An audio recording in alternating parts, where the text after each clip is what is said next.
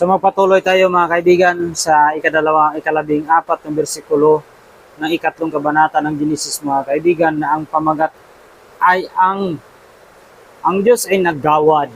Ano nga ba ang iginawad ng Diyos sa tao nung nagkasala ng tao?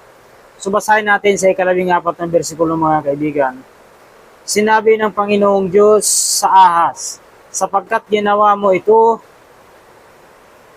ay isinumpa ka ng higit sa lahat ng hayop at ng higit sa bawat mailap na hayop sa parang. Ang iyong tiyan ang ipanggagapang mo at alabok ang iyong kakainin sa lahat ng mga araw at ng iyong sa lahat ng mga araw ng iyong buhay. So ayan mga kaibigan, dahil sa mga nagawa ng Ahas na panlilinlang sa nilalang na tao ng Diyos, ay iginawad sa kanya ang isang sumpa na siya'y mabubuhay na gumagapang sa lupa gamit ang kanyang tiyan at kakain sa labok sa tatanang buhay niya.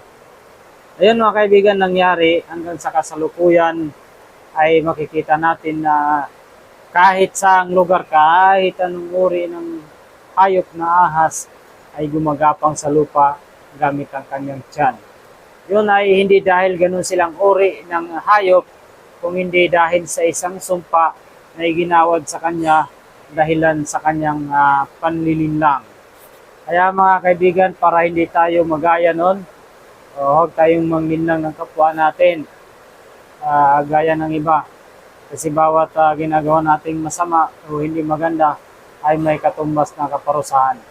Hindi man ngayon, pero balang araw o bukas makalawa, makakamit natin yung mga bagay na yan. So mga kaibigan, ingat kayo palagi. God bless.